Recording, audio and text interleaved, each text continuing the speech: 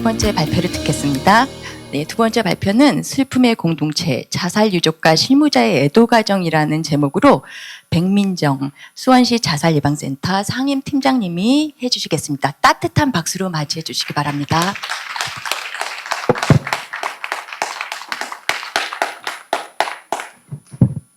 따뜻하고 또 힘있는 박수로 환영해 주셔서 감사합니다. 저는 좀 전에 소개받은 수원시 자살예방센터에서 근무하고 있는 백민정입니다. 제가 2005년부터 자살예방센터에서 근무를 하고 있고 내년이면 어느새 20년 차가 되더라고요.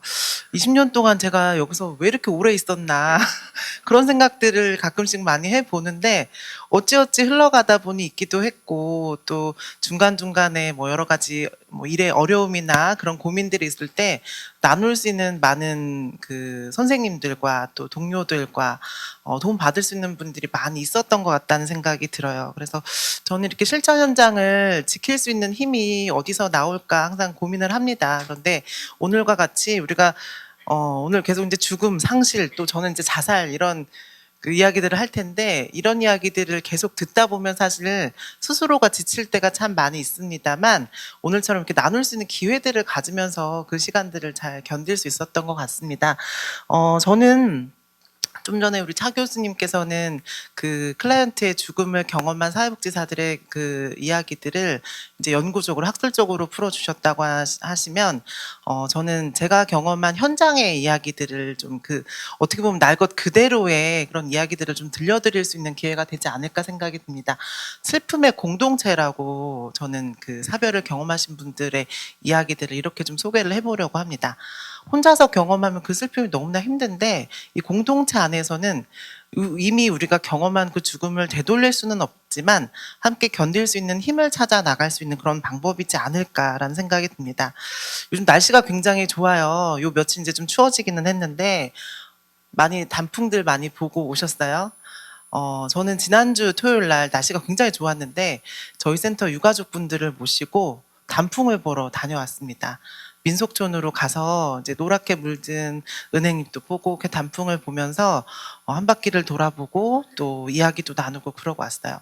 한 11분 정도가 참석을 하셨는데 그 중에 9분이 자녀를 떠나보내신 부모님이셨어요.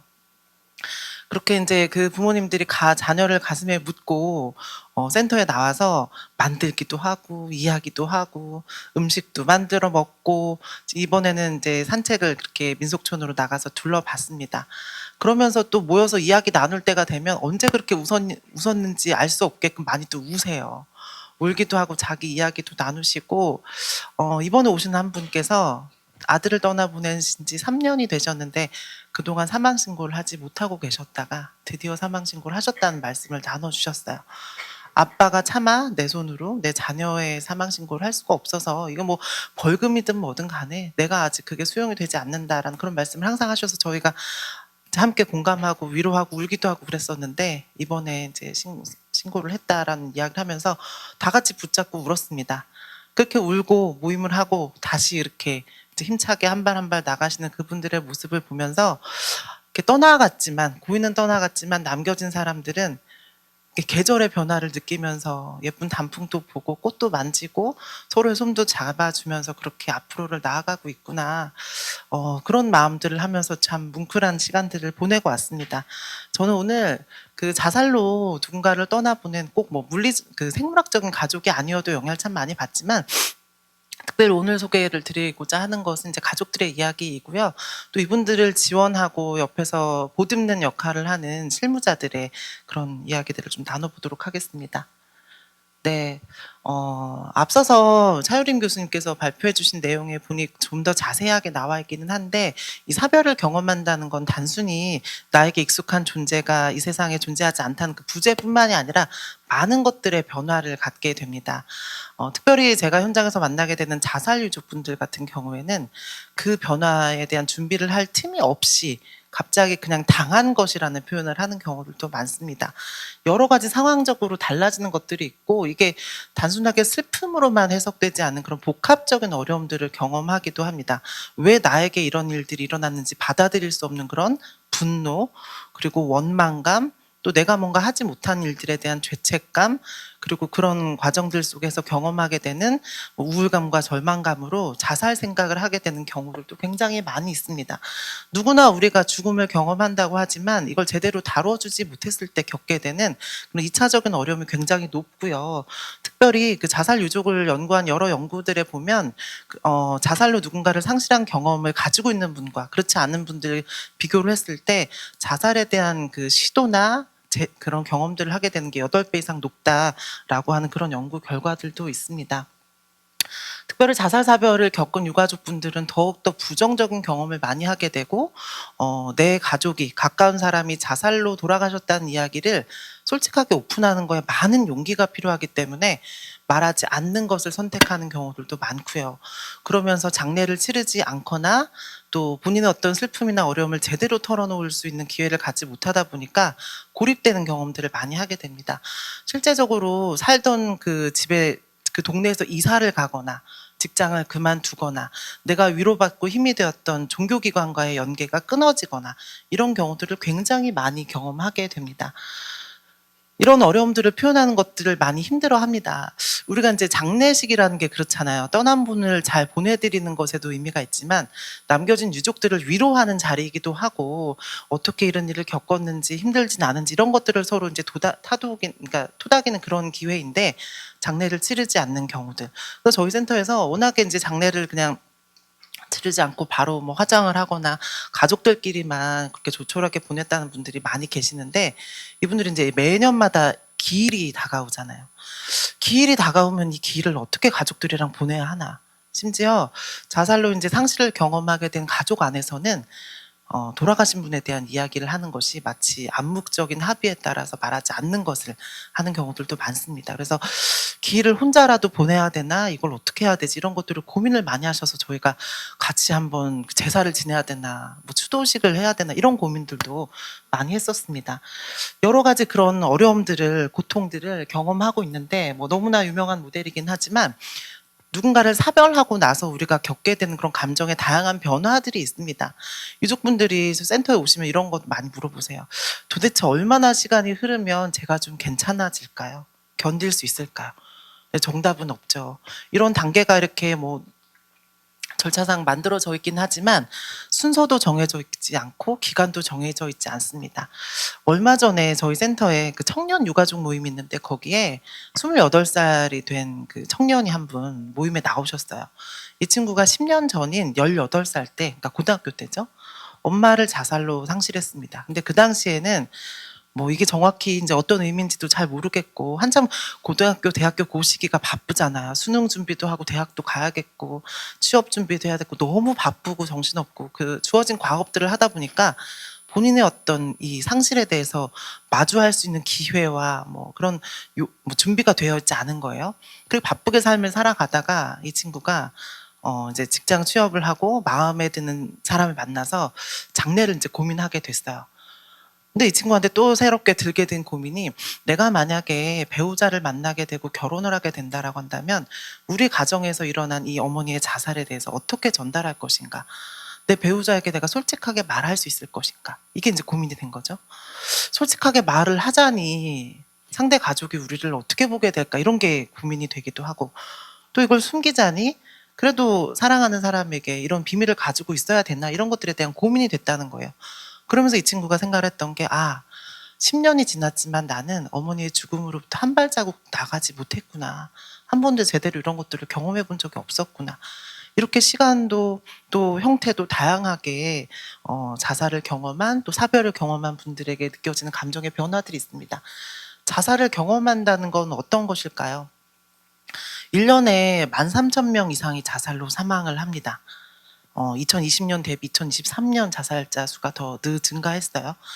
한 사람이 자살로 사망을 하게 되면 뭐 가족은 물론이거니와 주변의 친구, 뭐 지인, 또 또래 집단, 뭐 동료들 여러 사람들이 영향을 받습니다. WHO의 수산에 따르면 최소 뭐 8명에서 10명 정도가 이제 유가족으로서의 그런 고통을 가지고 살아간다라고 하는데 그 경험들에서 우리는 어떤 것들을 봐야 하는지 좀 설명을 드리도록 하겠습니다.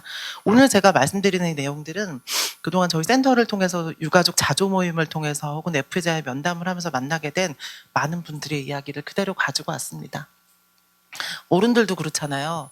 내가 다른 사람에게 털어놓을 수 없는 나만의 어려움을 가지고 있다는 게 되게 중압감을 주기도 하고 힘들기도 하고 그런데 특별히 나이가 어린 친구들이 이런 경험을 하게 되면 더 그 고통은 커지게 됩니다. 몇 해 전에 그 수원에서 이제 청소년 자살 사안이 있어서 저희가 사후 개입을 하게 되는데 거기서 개입했던 사례가 쌍둥이였어요. 쌍둥이 남매 중에 이제 오빠가 자살로 떠나가고 동생을 만나서 저희가 이야기를 나눴는데 이 친구가 가장 큰 고민이 뭐니? 뭐가 가장 많이 걱정되니? 그랬더니 앞으로 제가 주변 사람들에게 저에 대해서 소개를 뭐라고 해야 될지 모르겠어요. 새 학기가 되고 새로운 학교에 가고 뭐 새로운 사람을 만나면 뭐 가족 이야기도 하고 자기소개를 하게 되잖아요. 그동안은 쌍둥이 중에 둘째예요라고 이야기했는데 이제는 제가 외동딸이라고 말을 해야 되나요? 근데 그러기에는 죽은 오빠한테 너무 미안하고 또 오빠가 있었는데 없다라고 하면 사람들이 왜 오빠는 어디 갔어? 뭐 이렇게 물어보면 내가 뭐라고 대답해야 되는 건가? 그런 것들에 대한 고민을 한 번도 어디서 배워본 적도 없고 생각을 해본 적도 없었던 거죠. 그걸 여기 모임에 나와서 또래 집단하고 이런 이야기들을 나누게 됩니다. 고인에 대해서 복잡한 감정을 가지고 있는 경우들도 상당히 많이 있습니다. 어떤 어머니께서 아들의 손을 끌고 이렇게 저희 센터 오셨어요. 고등학생 이제 남학생이었는데 아버지가 자살로 돌아가신 지 한 달 정도가 된 상황이었습니다. 근데 이 어머니의 걱정은 나는 이렇게 죽겠고 힘들어 죽겠는데 우리 애는 장례식 때도 이렇게 1박 2일 프로그램을 보면서 유튜브 보면서 깔깔거리고 웃더라. 그리고 장례 다 치르고 일상으로 복귀했는데 너무 잘 지내고 있다. 얘가 정상인지 모르겠다. 아빠가 없어졌는데. 근데 이 아이의 이야기를 들어보니까 나는 사실 그 죽음에 대해서 아직도 받아들인 게 너무 힘들어서 이게 슬픈지 뭐 두려운지 걱정이 되는지도 잘 모르겠고 우리 엄마가 저렇게 맨날 힘들어하고 막 울고 누워있고 이러는데 나라도 내가 정신을 차려서 내가 맨날 재밌는 이야기를 해줘야 될 것 같고 엄마를 내가 챙기지 않으면 우리 집이 무너질 것 같은 그런 어려움들이 있어요 라는 이야기를 합니다. 같은 가족이지만 고인과의 관계에 따라서 혹은 또 내가 맡고 있는 역할에 따라서 보여준 애도 반응도 상당히 많이 달랐었습니다. 제가 자해를 굉장히 심하게 하는 고등학생을 만난 적이 있었어요. 학교에 가서 이제 면담을 하는데 이 친구의 자해가 어떻게 시작되는지 이야기를 들어봤더니 중학교 시기 때 가장 친한 친구가 자살로 떠나가는 경험을 했던 거예요. 근데 이게 이제 학교 현장에 저희는 자주 개입을 합니다. 수원이 워낙 또 제가 있는 곳이 크다 보니까 학교도 많고 사건 사고도 되게 많아요. 사후 개입을 하게 되면 이제 뭐 동의한 학생들에 한해서 장례식장도 같이 가고 상담도 하고 애도 프로그램들을 하거든요. 근데 이 친구 같은 경우에는 그 어머니께서 얘가 이제 너무 걱정이 되는 거예요. 친한 친구가 자살로 사망을 했다고 하니 우리 아이가 받게 될 영향력에 대해서 너무 걱정이 많이 되셔서 모든 단계에서 배제를 좀 원하셨어요. 그러고 얼마 안 있어서 전학을 갔습니다. 우리 아이는 장례식 가지 않을 거고요. 그런 상담이나 교육에 노출되지 않도록 해주세요. 그렇게 이제 갑자기 전학을 갔어요. 가서 이 친구가 그 얘기를 하더라고요. 여기 새로운 학교 와가지고 새로운 친구들을 만났는데 주변 친구들은 뭐 올리브영에서 뭐 세일한다 이런 얘기하고 친구랑 뭐 이렇게 소개팅을 했는데 뭐 어떻고 뭐 시험 정보가 어떻고 이런 이야기들을 하는데 하나도 귀에 들어오지 않더래요. 나는 사람이 죽는 걸 경험했는데 저런 게 다 뭐가 중요해? 무슨 소용이야?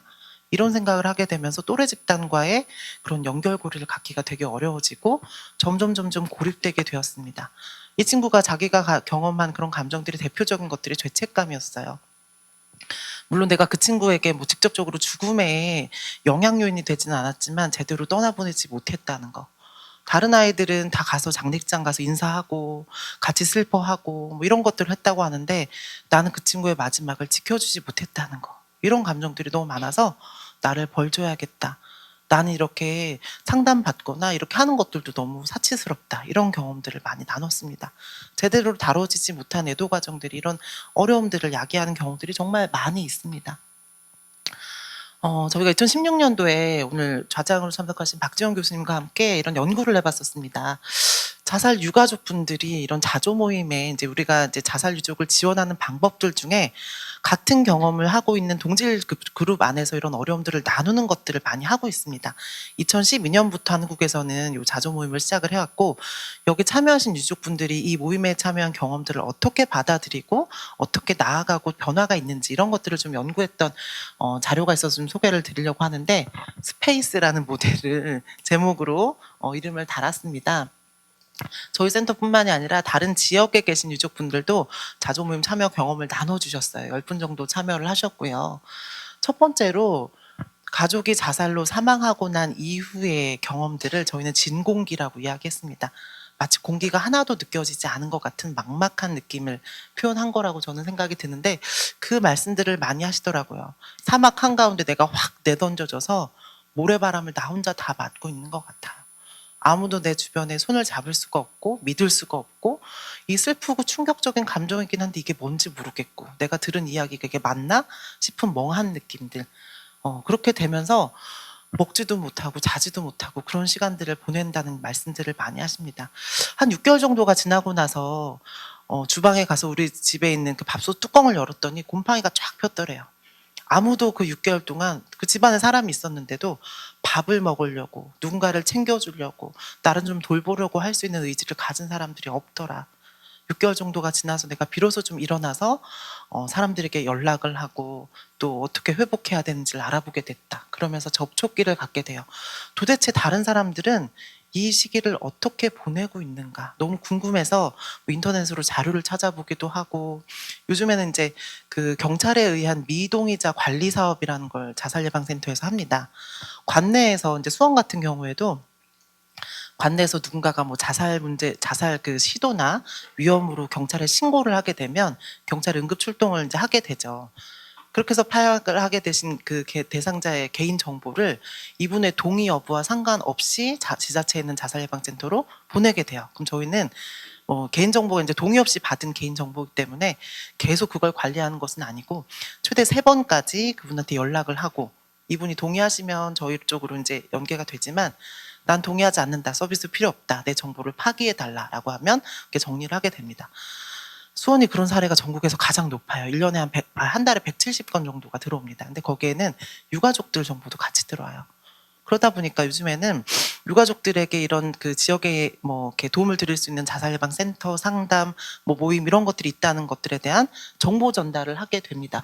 그런 것들을 통해서 이제 나도 한번 상담을 받아보고 싶다, 어떻게든 이 상황을 좀 내가 좀 견뎌내고 싶다, 이러면서 막 알아보게 되시죠.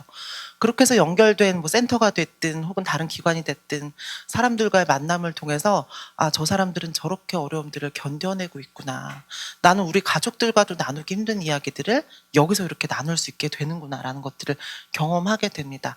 하지만 그게 마냥 편하지만은 않죠. 그 안에서 갈등도 있고, 또 시기마다 또 지나가면서 느끼게 되는 다양한 감정 때문에, 다양한 고통들 때문에 힘든 그런 시기를 경험하고 나면 비로소 이제 나의 고통을 좀 더 객관적으로 보게 되고 수용하게 되고 받아들이게 되는 그런 과정들을 경험한다라고 이야기하고 있습니다.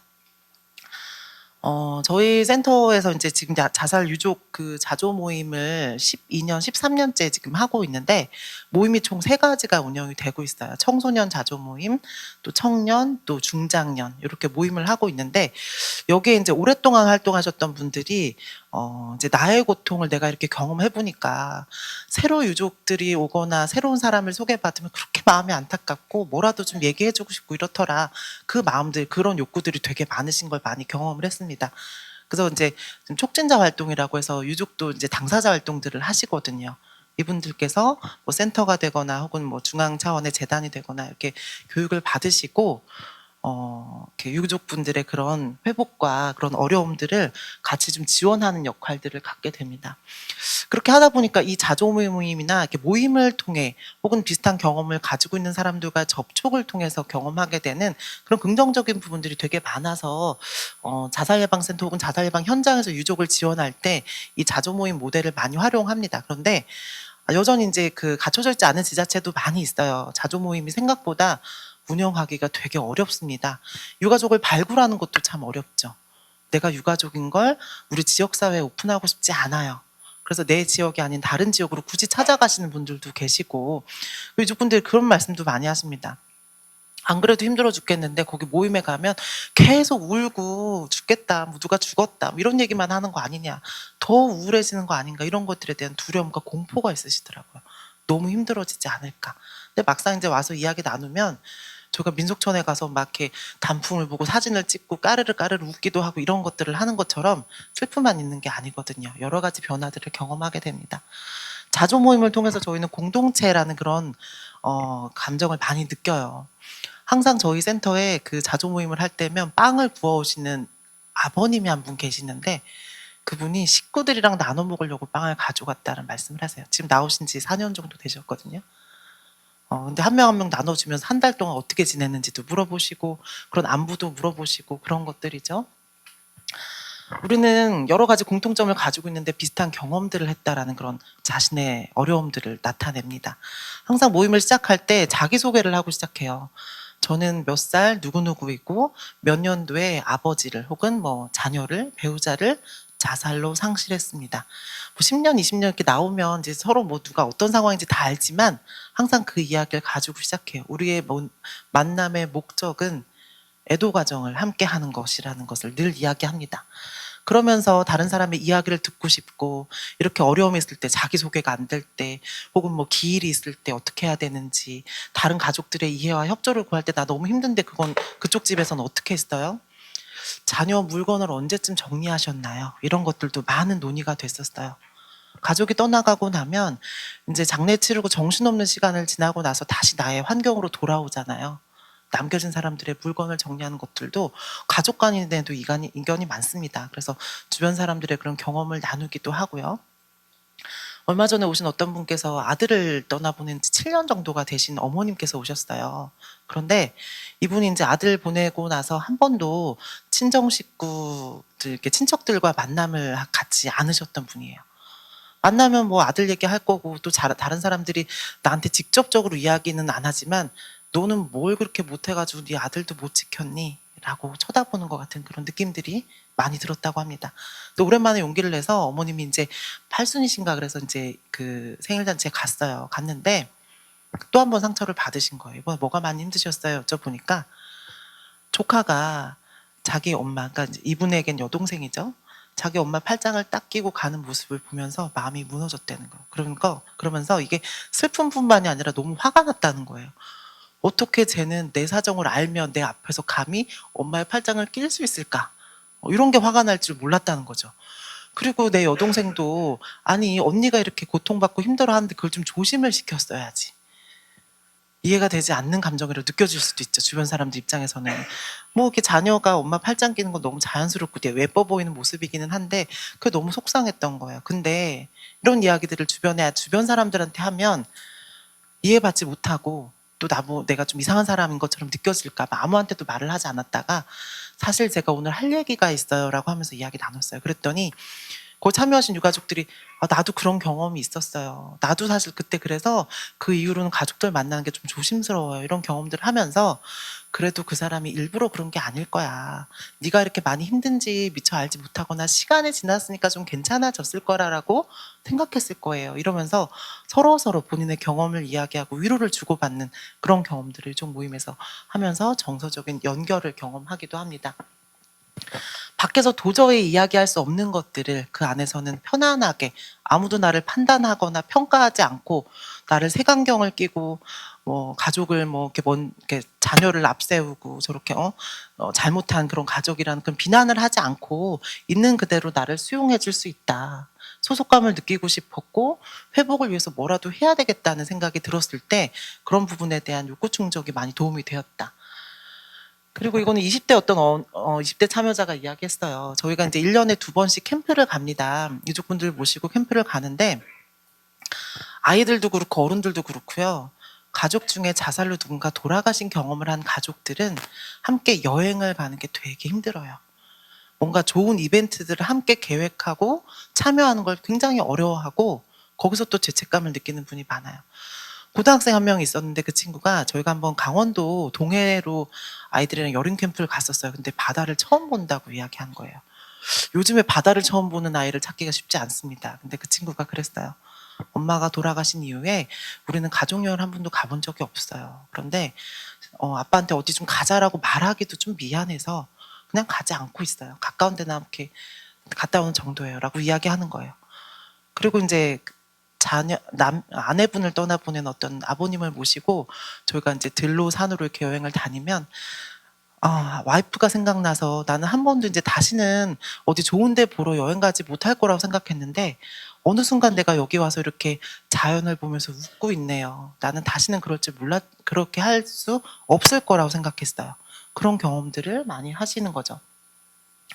일단 가서 이야기를 하는 게 가장 중요한데 저는 모든 분들에게 이 자조 모임의 모델이 다 적합할 거라고 생각하지는 않아요. 개인적으로 이런 어려움들을 좀 충분히 상담을 통해서 1대1의 관계를 통해 또 다른 형태를 통해서 탐색하고 좀 해결을 하시는 걸 필요로 하신 분들이 계시고 또 비슷한 경험을 가지고 있는 사람들과 연대를 통해 좀 회복에 도움이 된다고 느끼시는 분들도 계십니다. 마냥 좋지는 않습니다. 여기도 사람들과의 모임인지라 나의 슬픔보다 저 사람보다 내가 더 힘든 것 같은데 왜 나를 이해해주지 못할까 이런 느낌을 갖는 경우들도 있고요. 또 나랑 마음이 다르거나 생각이 다를 때 그런 갈등을 다루는 것들을 여기서 연습하기도 합니다. 어떤 어머님께서 80대 어머님이셨는데 그분은 아드님을 떠나보내셨어요. 근데 아들은 이제 결혼해서 가정을 가지고 계셨고요. 아들을 떠나보내고 너무 그 참담한 마음이 돼서 하루하루 힘들게 사시다가 이제 손자녀들이랑 또 며느리가 잘 지내고 있는지 그 집을 한번 방문을 해봤는데 세상에 며느리가 세상 없는 에너지를 가지고 애들 밥도 해주고 직장 출근도 하고 다 잘하고 있었던 거예요. 그걸 보면서 쟤는 하나도 슬프지 않은가 보다. 내 아들이 떠나갔는데 나는 이렇게 힘들어서 아무것도 못하고 있는데 저 와이프라는 쟤는 어떻게 저럴 수가 있냐 너무 원망스럽고 혹시 제가 우리 아들을 힘들게 해서 그런 건 아닌가 이런 생각까지 들었다고 하는 거예요. 너무 이해하기가 어려웠다. 근데 자조 모임에 나와서 그 며느리의 입장이 되는 분이랑 만나 대화를 나눴어요. 그분은 남편분을 떠나보낸 유족분이었어요. 밑으로 자녀가 여러 명이 있었고요. 그분이 이야기하시는 거는 저는 애도할 시간이 없었어요. 당장 남편이 떠나고 생계가 막막하고 책임져야 되는 아이들이 있는데 제 슬픔에 머물러 있을 수가 없었어요. 뭐라도 해야 되고 더 내가 활기차게 뭘 하지 않으면 우리 아이들을 내가 아무도 못 지킬 거라는 생각이 들었어요. 그분과 이야기를 나누면서 우리 며느리가 어쩌면 저런 상황이었을 수도 있겠구나. 걔라고 뭐 속이 계속 편하기만 했겠나 이런 마음들을 이해를 하시면서 유족 모임에 나와서 상대의 이해되지 않았던 그런 감정들을 내가 여기서 간접적으로 이해할 수 있는 경험을 하게 되었다라고 이야기하시기도 합니다. 지역사회에서 보통 특히나 이제 자살 예방 세팅에서 이 현장에서는 자살 유족을 만나게 되는 일들이 있을 때 대체적으로 하고 있는 이제 사업들을 좀 말씀을 드리도록 하겠습니다. 첫 번째가 제가 좀 전에 말씀드렸던 자조 모임의 형태예요. 근데 이 자조 모임은 우리가 흔히 알고 있는 AA라든지 그런 어떤 특성을 가지고 있는 당사자분들이 좀 더 주도성을 가지고 모임을 운영하는 것이 대부분인데 아직 한국에서 진행되고 있는 자살 유족 모임은 실무자들이 리더이거나 아니면 잘 훈련이 된 동료 유가족분들이 이제 촉진자로 활동이 되는 그런 형태입니다. 그러다 보니까 약간 반구조화 형태인 경우들이 많이 있고요. 연령별 또 상실 대상별 이렇게 구분이 되는 것들도 있지만 한 지역의 유족 모임을 그렇게 다양하게 하고 있는 경우들은 많지 않습니다. 수원 같은 경우에는 지금 3가지 연령별로 그렇게 나눠서 하고 있고 저희가 예전에는 아동 모임도 했었어요. 부모를 떠나보낸 초등학생들 모임을 했었습니다. 저희가 그 진행하고 있는 케이스들이 한 5명, 6명 정도가 됐었는데 아이들이랑 그런 모임을 해봤어요. 근데 모임이 진행이 한 6개월 정도 하다가 진행을 멈추게 됐을 수밖에 없었던 것이 이제 보호자 중에 한 분이 돌아가시니까 남은 어머니가 됐든 아버님이 됐든 그분들이 아이들의 그 센터로 이동하고 이런 모임에 참여할 수 있도록 챙겨주는 것들이 사실 필요하잖아요. 초등학생들 같은 경우는. 그래서 저희가 픽업이랑 드랍을 다 했어요. 할 때마다. 그러니까 이게 진행이 어렵더라고요. 그리고 부모님 2분 다 안 계신 경우의 아이들도 있었는데 그럴 때는 친척이나 다른 분들에 의해 보호를 받는 아이들이기 때문에 아이들의 이런 그 학교 외에 별도의 활동들을 서포트해 주실 수 있는 여력이 없는 경우들도 많이 있었습니다. 그래서 저희가 6개월 정도 모임을 하고 마무리를 하게 됐었는데 아이들이 그런 얘기 하더라고요. 엄마가 돌아가신 아이들이 없는 줄 알았는데 이렇게 많은지 몰랐어요. 나만 이렇게 되게 엄마도 없고 되게 힘들다고 생각했는데 여기 보니까 비슷한 경험을 가진 아이들이 되게 많아요. 그런 이야기들을 많이 합니다. 저희가 장래와 기일에 대해서 고민을 하다가 함께 이런 것들을 지역사회에서 해보자라고 생각이 들어서 매년 4월 달이 되면 추모 행사를 합니다. 여기에 오신 분들이 다른 지역에서도 많이 오세요. 그래서 고인에 대해서 추모하고 또 유족분들을 모시고 강의도 듣고 추도식도 하고 그런 과정들을 겪습니다. 네. 사후 개입에 대한 이슈도 되게 많아요. 아까 말씀드렸던 것처럼 우리 지역사회에서 자살 사안이 발생한 집단을 대상으로 특별히 학교에서 요청들이 많이 있습니다. 그리고 같은 직장 내 혹은 어떤 그룹 이런 형태에 대한 개입도 사회복지 실천 현장에서 굉장히 중요하다라고 생각이 드는데 비단 자살로 사망한 사람뿐만이 아니라 누군가가 자살 시도를 했거나 자해를 했거나 그걸 주변의 동료들이나 또래들이 다 알고 있었을 때 그 이후에 대한 그 심리적인 절차나 이런 개입들에 대한 요구도 상당히 많이 받고 있습니다. 저희가 1년에 10회 이상 정도는 진행을 하는 것 같아요. 그리고 앞서서 오늘 이제 많이 이야기가 되는 부분들이 죽음을 경험한 실무자들, 클라이언트의 죽음, 이런 것들을 경험한 실무자들에 대한 지원도 저는 굉장히 중요하다고 생각이 드는데 특별히 자살 예방 현장에서는 그 클라이언트가 자살로 사망하신 거잖아요. 실무자가 경험하게 되는 심리적 부담감과 어려움이 굉장히 높습니다. 전문가로서의 그런 갈등을 하게 되는 경우들이 있고 현장을 떠나게 만드는 요인이기도 하고요. 이 이후에 이제 외상 후 성장을 통해서 더 좋은 훌륭한 실무자가 될 수 있는 밑바탕이 되기도 하지만 어떤 경우에는 그때의 경험들이 너무나 힘들어서 아예 그냥 자살 예방 현장에서 일하는 것을 원치 않는다. 그래서 정신건강 현장에서는 자살 예방센터나 자살 예방 팀 업무가 기피 업무이기도 해요. 이런 긴장감들을 항상 가지고 가야 된다는 그런 부분들. 네. 저희 유족 포스터이고요. 이게 이제 추모 행사입니다. 1년에 한 번씩 저희가 진행을 하는데 저희도 클라이언트를 자살로 상실해 본 경험이 있다 보니 우리가 이렇게 함께 뭔가 위로하고 추모할 수 있는 기회에 대한 그 필요성을 되게 많이 느꼈어요. 그리고 이 자리에는 실무자분들도 많이 오십니다. 클라이언트를 떠나보내고 나서 제대로 된 애도 과정을 나 스스로에게 어떻게 적용해야 되는지 나도 그분을 떠나보내는 것들에 참여하고 싶은데 해보지 못한 그런 경험들이 많았던 실무자들도 참여를 하게 됩니다. 시간이 많지 않아서 이건 제가 좀 간단하게 정리를 할 텐데 자살로 클라이언트를 상실한 실무자들은 정말 그 일 때문에 내가 뭔가 챙기지 못해서 좀 더 할 수 있었던 노력을 기울이지 않았기 때문에 내 대상자가 사망한 것은 아닌가 이 생각에서 자유롭기가 되게 어렵고요. 그리고 뭐 센터가 지긋지긋하고 맨날 죽는다, 죽고 싶다 이런 이야기만 들어야 되는 이런 상황들에 대한 염증을 느끼기도 합니다. 내 잘못이라고 인정하게 되는 것 같아서 무섭고 나 힘들다라는 티를 내고 싶지 않고 자존심이 상하고 티를 내면 공감받지 못하지 않을까에 대한 염려도 많고요. 내가 이제 이 일을 할 수 없겠구나. 저도 사실 제가 내년이면 20년 차가 된다고 말씀드렸는데 중간에 1년 정도를 쉬었었어요. 제 대상이 사망한 건 아니지만 유가족들의 어려움을 계속적으로 경험하면서 그게 대리회상의 경험을 하게 하더라고요. 근데 이런 것들을 혼자서 감당할 수 있도록 혼자서 해결할 수 있도록 팁을 주는 것들도 필요하지만 저는 체계와 조직이나 이런 어떤 제도가 좀 필요하다는 생각을 되게 많이 합니다. 대상자를 자살로 상실하는 실무자들은 모든 것들을 이제 외상 사건으로 경험할 수 있고요. 연구에 따르면 뭐 지역사회 정신건강 기관 종사자들 중에 절반 이상이 클라이언트의 자살 시도를 경험했다. 근데 꼭 자살로 사망하는 게 아니어도 죽고 싶어요, 나 죽을 것 같아요라고 이야기하는 것들도 커다란 외상이 될 수 있다는 거죠. 물론 우리는 전문가로서 그런 부분들을 다루는 것들을 훈련을 하기는 하지만 그래도 어려운 부분은 존재합니다. 여러 가지 업무에 영향을 미치기도 하고 이직이나 뭐 서비스 질의 저하를 이끌게 되기도 합니다. 그런데 이런 개인적인 강점을 경험할 수 있는 기회가 되기도 하죠. 클라이언트의 상실을 경험하고 나서 저도 1년 정도 쉬어보니까 제가 그래도 잘할 수 있고 또 다시 하고 싶은 현장은 이곳이다라는 생각을 하게 됐는데 그러기까지 많은 것들을 좀 도움이 필요하다라는 생각이 들었었어요. 혼자서 해볼 수 있는 것들도 많고요. 그리고 주변 동료나 제도적인 지원을 받아야 되는 것들도 많습니다. 이런 고민들을 바탕으로 하다가 저희가 2013년에 센터 자체적으로 이런 자살을 경험한 실무자를 지원하는 제도를 만들었어요. 여기에 따르면 뭐 이런 이제 단계들을 쭉 밟아 나갈 수 있도록 만들었다가 이게 저희 센터뿐만이 아니라 수원에 있는 다른 기관들에도 클라이언트의 자살을 분명히 경험할 텐데 그런 어려움들을 좀 같이 지원할 수 있는 방안을 마련하다가 지금은 이제 종사자 사후 개입 지원 모델이라고 수원시 그 실무자 심리 지원 제도를 마련을 하게 됐습니다.